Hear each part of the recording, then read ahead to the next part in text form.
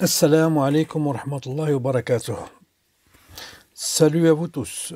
Aujourd'hui, on va traiter le sujet de la naissance du prophète Mohammed sallallahu alayhi wa sallam.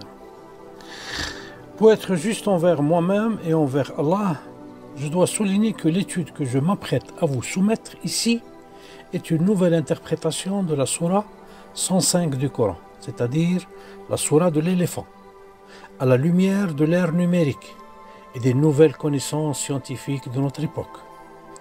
Je vous garantis ici humblement que ce que vous allez entendre, vous ne l'avez jamais entendu ailleurs, car il s'agit d'un scoop jamais publié. Le Mawlid que vous allez connaître serait un extrait entre ce qui est à ce sujet dans la Bible, dans le Coran et à travers la tradition islamique. À vrai dire, cette recherche est une nouvelle interprétation qui a été faite en partie par le docteur Mohammed Doudah de la Mecque, du temps de la direction du Cheikh Abdelmajid Zindani, 1986-1990, et en partie par moi-même en ce qui concerne la partie biblique.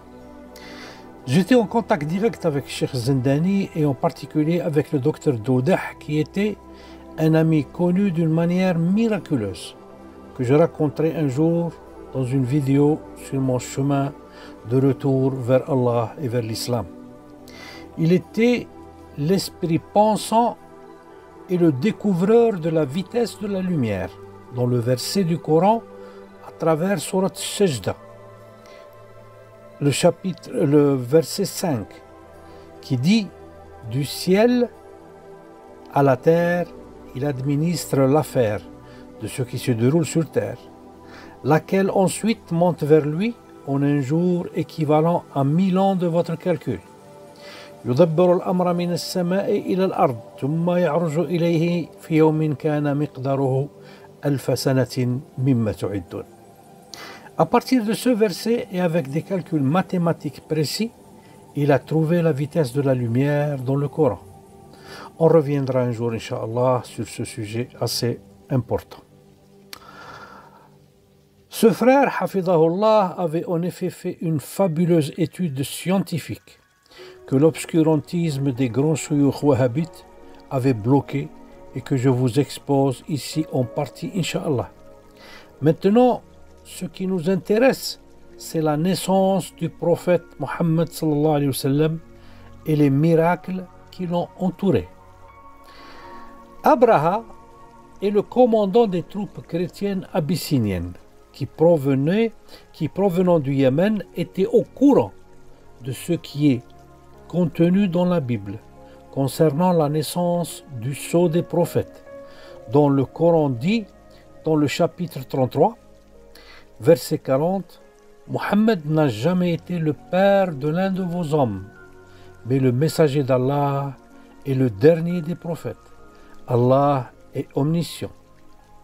ما كان محمدا أبا أحد من رجالكم ولكن رسول الله وخاتم النبيين وكان الله بكل شيء عليم. » Il existe de nombreuses légendes sur la raison de la campagne militaire des Abyssiniens contre la Mecque, dont la population naviguait encore dans un paganisme profond, le shirk billah, et où régnaient les idoles d'Allat, Al-Uzza ainsi que Hubal, soit les divinités auxquelles était soumise la majorité des Mécois, des Arabes de la Mecque.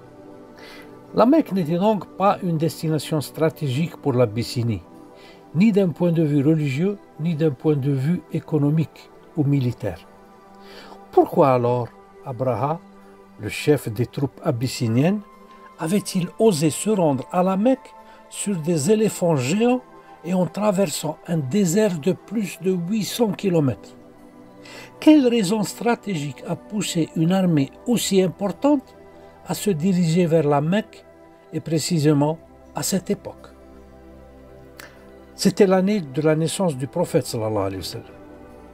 Pour Abraha, cette année mentionnée dans la sourate ou le chapitre de l'éléphant, le Coran, chapitre 105, était l'année de la naissance du sceau des prophètes prophétisé dans la Bible. Comme pour Moïse et Jésus, sur eux la paix et la bénédiction d'Allah. Aussi pour le prophète Mohammed, sur lui la paix et la bénédiction d'Allah. Il y avait ceux qui voulaient le tuer dès sa naissance et ainsi éteindre les espérances de qui attendait le prophète prophétisé dans Deutéronome 18-18. Deutéronome, c'est le 5e livre de la Bible, le 5e livre de la Bible et qui est le 5e livre de la Torah. Parce que ça fait partie de la Torah qui contient les 5 premiers livres de la Bible. Et donc, dans ce chapitre de Deutéronome, chapitre 18, verset 18, et dans Jean 1, 14, 15 et 16, il y avait des prophéties sur le prophète Mohammed sallallahu alayhi wa sallam, comme on va voir. Donc à ce prophète devait être réservé le même sort que les prophètes qui l'ont précédé. Il devait être éliminé à sa naissance, remettant ainsi en cause le plan divin, comme ils ont tenté de le faire d'abord pour Moïse, et sa mère l'a jeté dans le fleuve, dans le Nil, vous vous rappelez de l'histoire, et puis pour Jésus, alayhi salam, sans y réussir bien sûr. Abraha partit ainsi l'année de la naissance du prophète, en 570 après Jésus-Christ, vers la Mecque. Pour certains, il s'agissait de détruire la Kaaba, le premier temple pour le culte du Dieu unique, construit par Abraham et son fils Ismaël, et ce serait le cube vêtu de noir qui se trouve au centre de la grande mosquée de la Mecque et que vous voyez maintenant sur votre écran. Mais, à notre avis, ils seront à la Mecque pour une toute autre raison, comme nous allons le démontrer ci-dessous. Dans le livre du prophète Daniel, chapitre 9, nous avons une prophétie qui parle en code de l'année de la naissance du sceau des prophètes. Et elle dit ceci. Daniel, chapitre 9, verset 24. 70 semaines ont été fixées sur ton peuple et sur ta ville sainte pour faire cesser les transgressions et mettre fin au péché, pour expier l'iniquité et amener la justice éternelle, pour sceller la vision et le prophète, mettre un sceau sur les prophètes. Il n'y aura plus de prophètes après cette date-là. Et pour oindre le Saint des Saints. Ce verset continue en nous donnant en code la date de naissance du sceau des prophètes. Il dit Daniel chapitre 9, verset 25. Sache-le donc et comprends, depuis le moment où la parole a annoncé que Jérusalem sera rebâtie, jusqu'à loin, au conducteur, il y a 7 semaines et 62 semaines. Les places et les fossés seront rétablis, mais en des temps fâcheux. L'histoire nous apprend qu'il y a eu 2 destructions complètes de Jérusalem. L'une en 587 avant Jésus-Christ. La deuxième destruction de la ville de Jérusalem fut plutôt par les mains de l'empereur romain Titus en 70 après Jésus-Christ, suite à une révolte des Juifs. La ville fut presque entièrement rasée. Jérusalem, après cette destruction, a été finie d'être reconstruite par Hadrien, empereur romain, après la 3e révolte des Juifs de Bar Kokhba de 132 à 135 après Jésus-Christ, contre la décision de l'empereur Hadrien qui avait construit sur le site du temple de Salomon un temple pour Jupiter, ce qui a déchaîné la colère des enfants d'Israël. La reconstruction du temple et de la ville a pris fin en 136 après Jésus-Christ.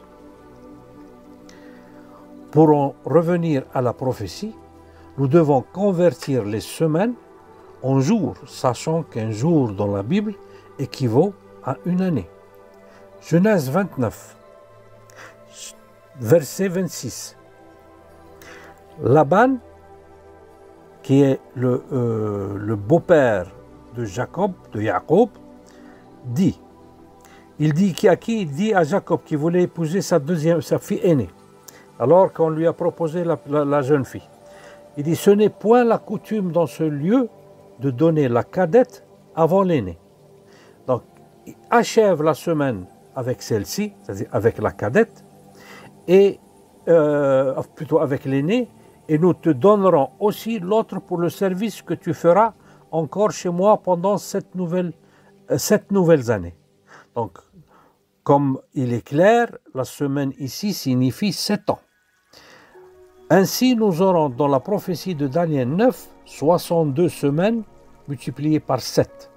7 jours égale à 434 jours, ou 434 qui sont équivalents dans le langage du code biblique à 434 années. En ajoutant ces années, c'est-à-dire 434 années, aux 136 années du début de la naissance de Jésus jusqu'à la fin de la reconstruction de Jérusalem, nous avons ici, nous allons arriver à 570 après Jésus-Christ, c'est-à-dire la date de la naissance du prophète Mohammed sallallahu alayhi wa sallam. Abraha, qui était un grand stratège militaire abyssinien et qui avait déjà pris le contrôle du Yémen à l'époque, après avoir soumis la population juive yéménite au christianisme et après s'être détaché du commandement abyssinien et s'être constitué le nouvel empereur du Yémen, il savait très bien, à partir des prophéties, des Écritures, qu'allait naître cette année-là le sceau des prophètes de Daniel 9. Et il est ensuite venu à la Mecque pour l'élimination physique de ce prophète, soit Mohammed sallallahu alayhi wa sallam, et on verra pourquoi. Abraha considérait Mohammed sallallahu alayhi wa sallam un grand danger pour la grande et importante nouvelle communauté chrétienne yéménite. Son avènement aurait représenté la fin du royaume de Dieu, parce qu'à l'époque, les rois régnaient avec la parole de Dieu, en étant les défenseurs de la Bible, ou bien de l'Évangile, ou bien de la Torah. Ils gouvernaient avec la parole de Dieu. Donc, l'avènement de Mohammed sallallahu alayhi wa sallam aurait représenté la fin du royaume de Dieu, des judéo-chrétiens sur terre, et son passage entre les mains de leurs frères, les descendants d'Ismaël. Ceci est amplement souligné à la fois dans l'Ancien Testament et dans le Nouveau, comme nous allons le voir dans Matthieu chapitre 21, l'évangile de Matthieu chapitre 21, au verset 43, nous lisons: c'est pourquoi je vous le dis, le royaume de Dieu vous sera ôté, parce qu'il l'avait, c'est avec ça qu'il gouvernait, et il sera donné à un peuple qui le fera fructifier. Abraham, cependant, ne déclare pas la vraie raison de sa marche vers la Mecque, à savoir celle d'être venu éliminer le sceau des prophètes. Au lieu de cela, il déclare qu'il est venu détruire la Kaaba, qui à l'époque était encore un lieu païen d'adoration de plusieurs idoles. Le prophète avait de nombreux signes que les Juifs d'Arabie et certains moines chrétiens d'Arabie et du Chem, c'est-à-dire de la Syrie d'aujourd'hui, connaissaient bien avant sa consacration en tant que prophète. Par exemple, il a été reconnu par un moine nommé Bahira dans un couvent à la périphérique de Bassora en Irak. C'était lors d'un voyage de l'oncle du prophète avec son neveu Mohammed sallallahu alayhi wa sallam, qui avait seulement 12 ans à l'époque. Ils s'assirent pour se reposer sous un olivier devant un couvent. Un moine est sorti pour leur demander de venir se reposer à l'intérieur. Abu Talib a laissé son neveu Mohammed avec les marchandises et est rentré dans le monastère. Le moine insista pour que Mohammed entre aussi à l'intérieur du couvent, et retournant vers lui, qui était resté à l'extérieur, il l'observa attentivement, puis il l'appelle à part avec son oncle et lui demande ce qui suit, comme raconté dans le livre d'histoire de Tabari. Bahira pose la première question à Mohammed sallallahu alayhi wa sallam et lui dit: jure-moi par Allah et Al-Uzza que tu répondras à mes questions. Mohammed répondit, ces deux idoles sont les idoles que je déteste le plus. Bahira répliqua, au nom du Dieu unique, s'il te plaît, dis la vérité. Mohammed répondit, je n'ai jamais menti. J'ai toujours dit la vérité. Bahira reprit encore, qu'est-ce que tu aimes le plus au monde? Mohammed sallallahu alayhi wa sallam répondit, la solitude. Bahira, qu'est-ce que tu regardes le plus et qu'est-ce que tu aimes le plus à regarder? Mohammed sallallahu alayhi wa sallam répondit, le ciel et ses étoiles. Bahira lui dit encore, quand tu regardes le ciel, qu'est-ce que tu penses? Et Bahira, à ce point, il prit une pause pour inspecter Mohammed sallallahu alayhi wa sallam, le garçon de 12 ans, puis a regardé son front et lui a demandé, quand et comment t'endors-tu? Mohammed répondit, quand je regarde le ciel et les étoiles, je me vois au-dessus des étoiles. Bahira demanda encore, tu rêves aussi? Oui, répondit Mohammed, et tout ce dont je rêve, je le revois au réveil. Bahira, que vois-tu dans un rêve? Mohammed, il est resté muet, et pendant ce temps, Bahira a continué à contrôler le prophète, alors il lui demanda, puis-je voir entre tes épaules? Mohammed répondit, j'accepte. Alors Bahira regarda et vit un grain de beauté placé entre les épaules du prophète et il murmura, nous voilà. Abi Talib, étonné et impressionné, a demandé de comprendre ce que c'était. Bahira a plutôt posé des questions à Abi Talib. Quel lien familial avez-vous avec l'enfant? Abu Talib a répondu, c'est mon fils. Alors Bahira lui dit, non, le père de cet enfant est mort. Abi Talib, stupéfait, a demandé, comment le savez-vous? Et puis il révéla au moine que le garçon était son petit-fils. Alors Bahira révéla cette histoire à Abi Talib. Écoute-moi bien, dit-il, ce garçon aura un avenir radieux et surprenant. Si d'autres que moi observent ce que j'ai vu, qu'il soit juif ou chrétien, ils le reconnaîtront et le tueront. Vous devez alors le protéger de ses ennemis. Mais qui est vraiment Mohammed? Demanda Abi Talib. Ses yeux désignent un grand prophète et son dos le désigne clairement, a rétorqué Bahira.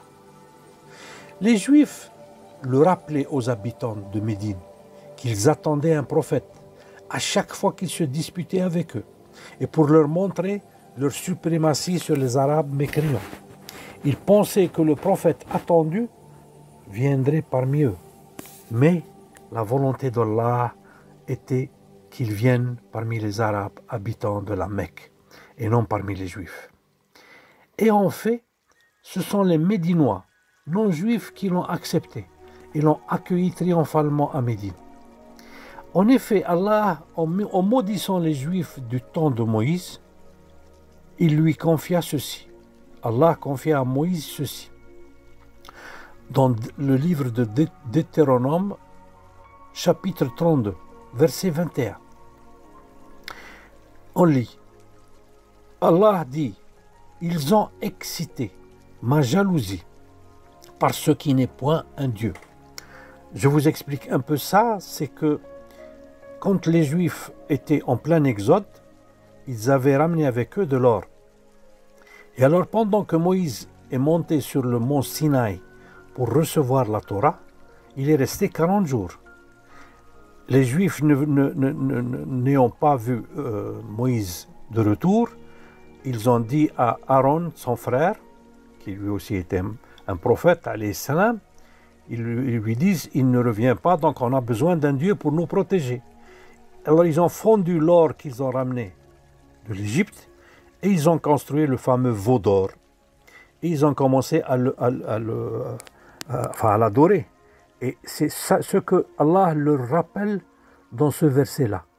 Et il dit, Ils ont excité ma jalousie, excité la jalousie d'Allah subhanahu wa ta'ala, parce qu'il n'est pas point Dieu, parce qu'il n'est pas point Dieu. Ils m'ont irrité par leur vaine idole. Et moi, j'exciterai leur jalousie parce qu'il n'est point un peuple. Je les irriterai par une nation insensée. Allahu Akbar. Je crois que vous avez compris qui est ce peuple et qui est cette nation, qui enterrait leurs filles vivantes, qui faisaient le tawaf, les femmes nues, etc., qui avaient une mentalité très rigide et très dure. D'ailleurs, ça dure jusqu'à maintenant dans certaines régions qui n'ont pas encore été civilisées. Donc ce verset se réfère aux Arabes. Dieu a excité la jalousie des Juifs par la nation insensée qui seront les Arabes. Et il suffit de voir autour de nous et de reconnaître que nous sommes considérés en tant que tels jusqu'à ce jour-là dans le monde. Dans le Coran chapitre 2, verset 87, nous lisons « Certes, nous avons donné le livre à Moussa, Moïse, nous avons envoyé après lui des prophètes successifs, et nous avons donné des preuves à Isa, Jésus, fils de Maryam, Marie, et nous l'avons renforcé du Saint-Esprit. Et à chaque fois qu'un messager vous a apporté des vérités contraires à vos souhaits, vous vous enfliez d'orgueil, vous traitiez les uns d'imposteurs et vous tuez les autres.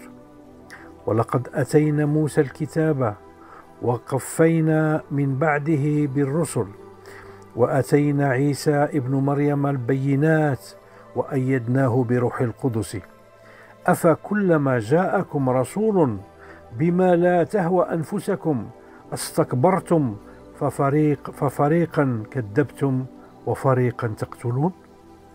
Dans le Coran, chapitre 2, nous avons un autre verset qui confirme l'histoire du moine Bahira de Bassora.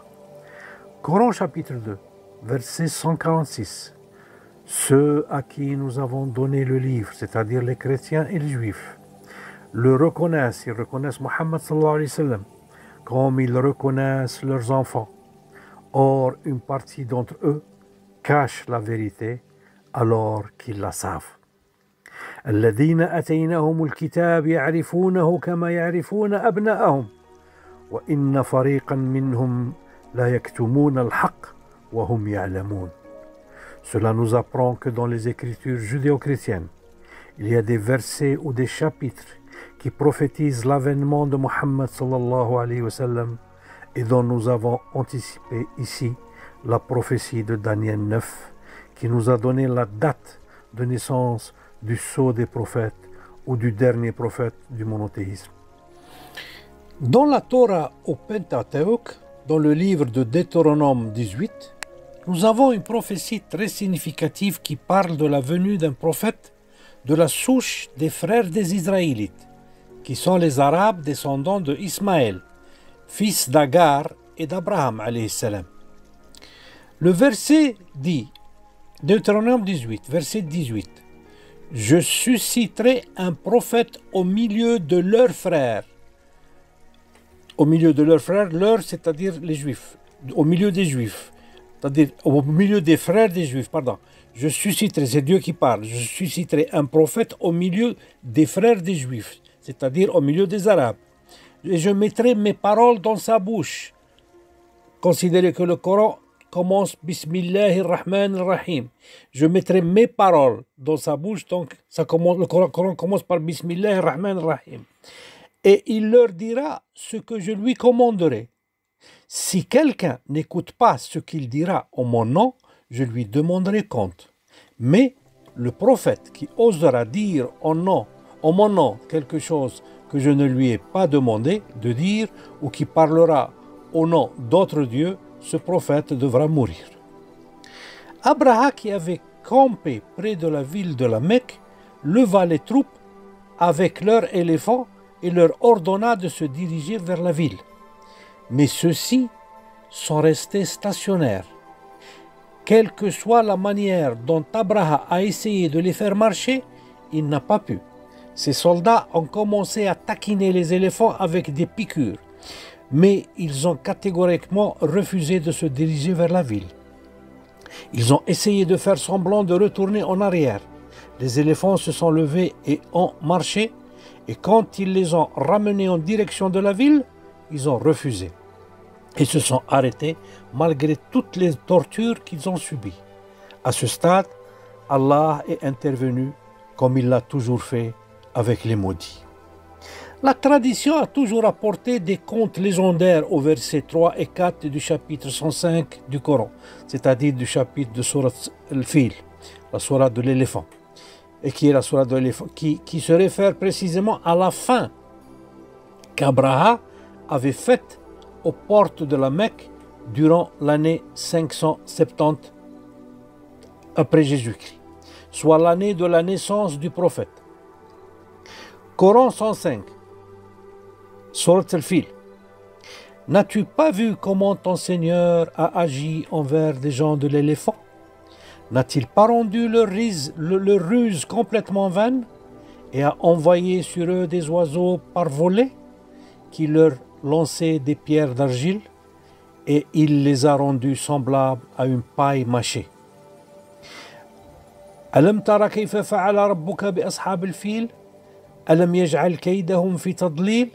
وأرسل عليهم طيرا أبابيل ترميهم بحجارة من سجيل فجعلهم كعصف مأكول. Les traductions ici ont presque toutes été influencées par les interprétations légendaires données au verset en question. Au verset 3, nous lisons Tayran, qui n'est pas précédé de Alif et Lam, c'est-à-dire de AL, qui est l'article défini en langue arabe. Et donc, il fait référence à tout objet ou animal volant. C'est-à-dire, on dit en arabe, c'est une nakira. C'est n'importe quoi qui vole. C'est peut-être des oiseaux, ça peut être des avions, ça peut être des fusées, ça peut être des soucoupes volantes, ça peut être tout objet. Mais à l'époque, il n'y avait pas ces choses-là. Donc, il y avait ou les oiseaux ou quelque chose d'autre qui existe dans la nature. Et donc, il fait référence à tout objet ou animal volant. Ababil signifie en troupeau ou en groupe. Ainsi, ces objets volants peuvent être des oiseaux comme le dit la tradition, ou des pierres enflammées volantes. Si les troupeaux étaient des oiseaux, comment gardaient-ils des pierres de feu dans leurs pattes sans se brûler? 3 fois dans le Coran, il y a une référence à ce genre de pierre en question. Hijaratin min sijil, qui signifie pierre de feu. Nous les trouvons au verset 4 du chapitre 105, au verset 82 du chapitre 11 et au verset 74 du chapitre 15. Ces 2 derniers versets disent qu'Allah fit pleuvoir des pierres brûlantes sur les habitants de Sodome et Gomorrhe et broya ainsi la zone de campement des troupes d'Abraha. Quelles pierres ont ce pouvoir de broyer l'endroit où elles tombent lorsqu'elles pleuvent sur une ville? Quiconque a vu le cratère creusé au sol par une météorite aura vu que lorsqu'elle atteint le sol, avant de le heurter, le sol se renverse formant un cratère. Et plus la météorite est grosse, plus le cratère est gros. Les pierres de feu ou le sigil sont donc des météorites et non des oiseaux. L'interprétation légendaire n'a plus de crédibilité. Ainsi, car nos connaissances scientifiques donnent aujourd'hui au verset leur sens raisonnable. Ce sont des météorites qui ont écrasé Abraha et ses troupes comme ils l'ont fait contre le peuple pervers de Sodome et Gomorrhe. Ainsi Allah sauve ses prophètes avec des grands prodiges qui confirment leur mission prophétique. Sallallahu ala Muhammad. À qui ces prophètes bibliques peuvent-elles, à qui ces prophéties bibliques peuvent-elles se référer, sinon au prophète Mohammed? Je parle des prophéties suivantes. Premièrement, Daniel chapitre 9, verset 20, jusqu'au verset 25. Nous lisons. C'est Daniel qui parle, c'est le prophète Daniel qui parle. Il dit, « Je parlais encore, je priais, je confessais mon péché et le péché de mon peuple d'Israël. Et je présentai mes supplications à l'Éternel, mon Dieu, en faveur de la sainte montagne de mon Dieu. Je parlais encore dans ma prière, quand l'homme Gabriel, que j'avais vu précédemment dans une vision, s'approcha de moi, d'un vol rapide, au moment de l'offrande du soir. Il m'instruisit et s'entretint avec moi. Il me dit, « Daniel, je suis venu maintenant pour ouvrir ton intelligence. Lorsque tu as commencé à prier, la parole est sortie, et je viens pour te l'annoncer, car tu es un bien-aimé. Sois attentif à la parole et comprends la vision.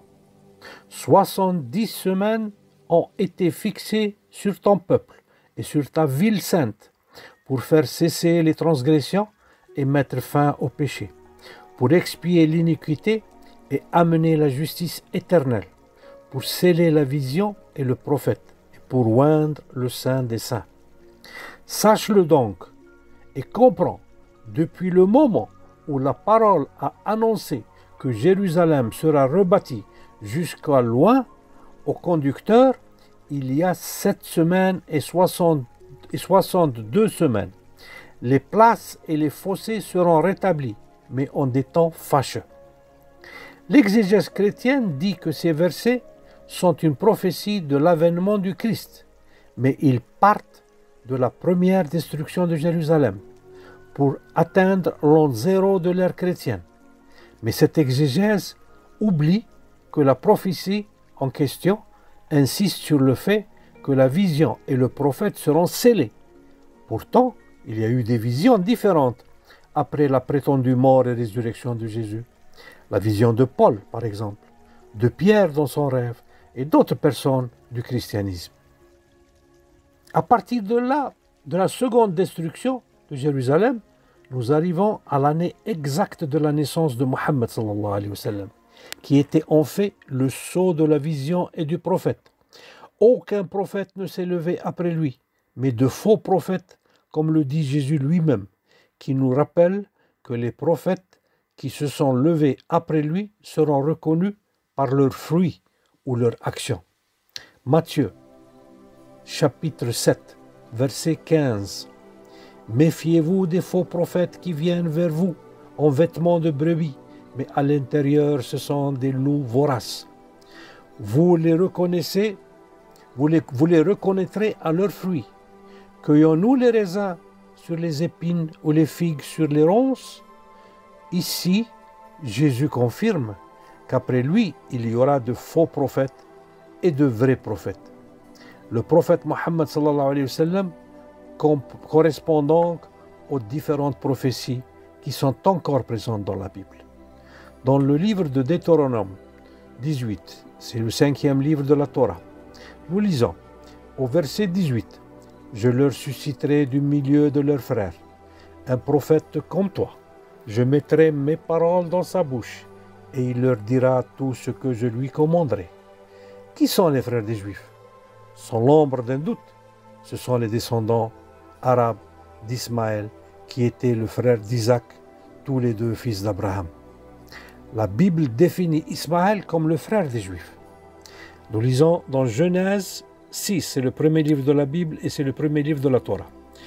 Genèse 16, verset 11. L'ange de l'Éternel lui dit, il dit à Agar, la mère de Ismaël, quand elle a été renvoyée de sa patronne Sarah, « Voici, tu es enceinte et tu enfanteras un fils, à qui tu donneras le nom d'Ismaël, car l'Éternel t'a entendu dans ton affliction. » En effet, le nom d'Ismaël est composé, et dans la langue aramaïque, il est composé de deux parties, Ishma et El. Ishma, ça veut dire Sma, entendu. El, c'est Dieu. Donc, Dieu a entendu l'affliction de Hagar et il lui a donné un enfant qui s'appelle Ismaël. La même chose, c'était pour Abraham. Pour Abraham qui se sentait vieillir et proche de la mort, et il a prié Dieu, lui disant qu'il n'a pas d'héritier et que son règne irait à un étranger. Donc il a prié Dieu de lui donner un enfant, et Dieu lui a promis l'enfant qui s'appellerait Ismaël, et qui veut dire Dieu a entendu. Donc le prophète de Deutéronome 18 devait donc être parmi les descendants d'Ismaël, frère d'Isaac, et donc des Juifs, frère des Juifs. Que ce prophète n'était pas Jésus est clairement démontré par un verset de Jean 1, c'est-à-dire Jean, c'est l'évangile de Jean, chapitre 1, et dans lequel nous observons que durant le vivant de Jésus et de Jean-Baptiste qui est Yahya, Jean-Baptiste c'est le prophète Yahya qui a été contemporain de Jésus, les Juifs attendaient toujours 3 envoyés importants et distincts. Donc, le chapitre 1 de l'évangile de Jean nous dit que les Juifs attendaient 3 personnages importants et distincts du vivant de Jésus et de Jean-Baptiste et de Yahya. Alors, ils attendaient qui? Ils attendaient Élie, le Messie, et ce prophète, qui est le prophète de Deutéronome 18. En fait, les chefs de l'église ou de la synagogue de Jérusalem, en ayant entendu qu'il y avait quelqu'un qui prêchait être un prophète et qui convertissait les gens dans le désert, il criait dans le désert, et ils ont envoyé vers lui des émissaires pour savoir qui il est, qui parmi ces 3 il dit d'être. Et alors, ils ont demandé à Yahya Jean-Baptiste qui prétendait être parmi les 3 personnages encore attendus selon le récit. Et alors, dans l'évangile de Jean, chapitre 1, nous lisons, verset 19 jusqu'au verset 22. Voici le témoignage de Jean, de Yahya, du prophète Yahya alayhi salam. Lorsque les Juifs envoyèrent de Jérusalem des sacrificateurs et des Lévites pour lui demander, « Toi, qui es-tu » Il déclara, et ne le nia point, il déclara qu'il n'était pas le Christ, c'est-à-dire il n'était pas Jésus. Et ils lui demandèrent, « Quoi donc? Es-tu Élie » Il dit, « Je ne le suis point. »« Es-tu le prophète » Il répondit, « Non. » Ils lui dirent alors, « Qui es-tu » afin que nous donnions une réponse à ceux qui nous ont envoyés. « Que dis-tu de toi-même » Et pour confirmer que les Juifs attendaient l'avènement de 3 autres personnages distincts, voici ce que ceux qui l'ont interrogé ont encore demandé à Jean-Baptiste pour mieux se rassurer. Donc, il leur a dit qu'il n'était aucun des 3, mais ils voulaient se rassurer, ils lui ont reposé la question, mais à l'envers. C'est-à-dire, à lui faire encore cette question. Pourquoi donc baptises-tu si tu n'es pas le Christ, ni Élie, ni le prophète? Donc nous avons 3 personnages distincts. Jésus confirme qu'Élie était Jean-Baptiste. Jésus, dans un verset de l'évangile de Matthieu qu'on va lire maintenant, il a confirmé que Élie, qui était attendu, était Jean-Baptiste, donc était Yahya alayhi salam.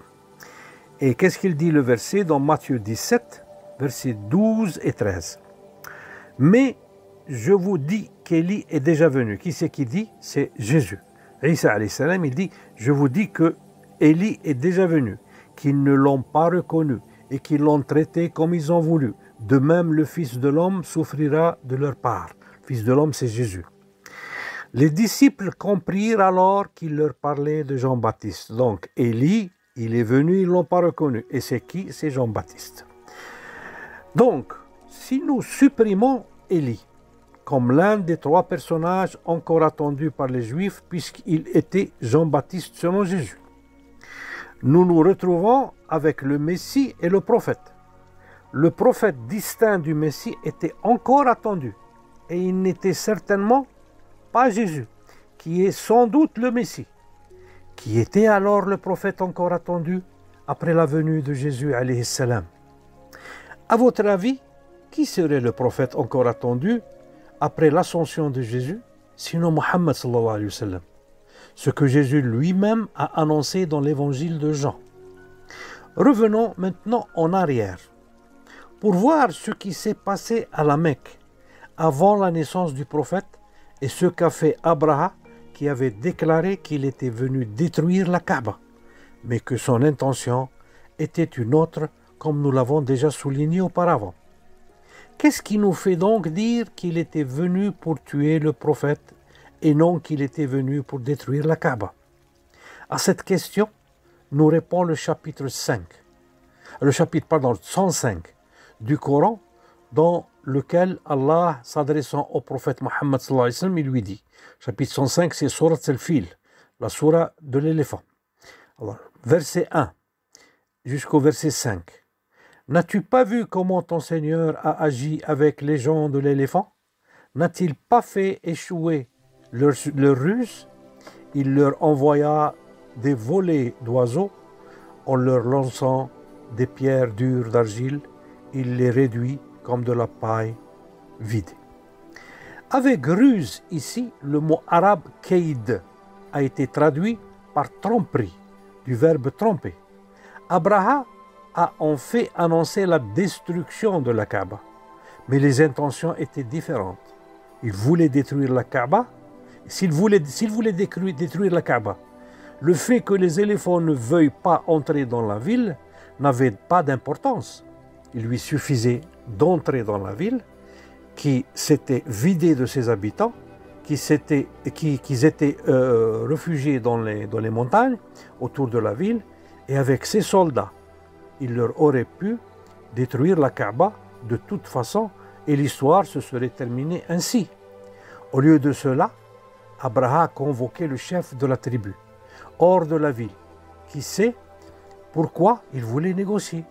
Peut-être était-ce pour l'avertir d'entrer paisiblement dans la ville et de ne faire de mal à personne, mais de soumettre la population à des contrôles, au cours desquels, lui, en possession des signes qui portaient le futur prophète, il aurait pu le découvrir et le tuer. Le grand-père du prophète Abd al-Muttalib est allé réclamer chez Chameau, près de l'armée abyssine. Abraha espérait qu'Abd al-Muttalib vienne négocier la capitulation, mais quand il l'a entendu réclamer ses chameaux, Abraha lui dit: « Je t'ai déclaré que je suis venu détruire la Kaaba, et tu es venu me demander de te rendre tes chameaux ?»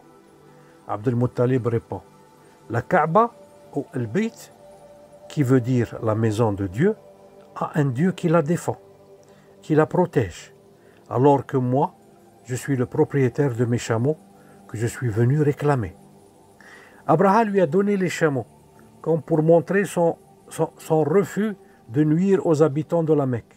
Mais Abd al-Muttalib a appelé les habitants de la ville et les a invités à rester au-dessus des montagnes entourant la Mecque en attendant de voir ce que cette armée allait faire. Et si elle aurait fait ce qu'elle a déclaré vouloir faire, et de partir, c'est-à-dire détruire la Kaaba. À ce stade, Abraha et ses soldats ont essayé d'entrer dans la ville, comme déjà indiqué, mais les éléphants ont refusé d'y rentrer. Puis Allah a envoyé des groupes de météorites, comme il l'a fait contre les habitants de Sodome et Gomorrhe, et les a transformés en un champ de maïs écrasé par des troupeaux d'animaux en fuite. Les météorites, lorsqu'elles pénètrent dans l'atmosphère, deviennent des serpentins car elles sont en flammes et illuminent la terre sur un large rayon. La mère du prophète, Sayyida Amina alayhi salam, a dit que lorsque Muhammad sallallahu alayhi wa sallam sortait de son ventre, le ciel autour d'elle était illuminé par une pluie d'étoiles filantes qui était vue jusqu'à Bassora, qui est loin, 1 millier de kilomètres de Médine, plutôt de la Mecque. C'était la naissance du grand Muhammad sallallahu alayhi wa sallam. Et c'était l'annonce d'une nouvelle ère religieuse, celle d'un mariage définitif entre la religion et l'intellect, entre la foi et la science. C'est ça le caractère de la religion islamique pour ceux qui veulent l'approfondir. Nous continuerons, Inch'Allah, avec d'autres vidéos sur les prophéties bibliques, sur l'avènement du sceau des prophètes. Et je vous promets qu'il y aura des surprises fantastiques et merveilleuses, Inch'Allah. وآخر دعوانا أن الحمد لله رب العالمين والصلاة والسلام على أشرف المرسلين سيدنا محمد وعلى آله وصحبه أجمعين. Je vous souhaite un bon Mawlid al-Nabawi et je vous salue et paix et bénédiction à vous tous. Assalamu alaikum wa rahmatullah.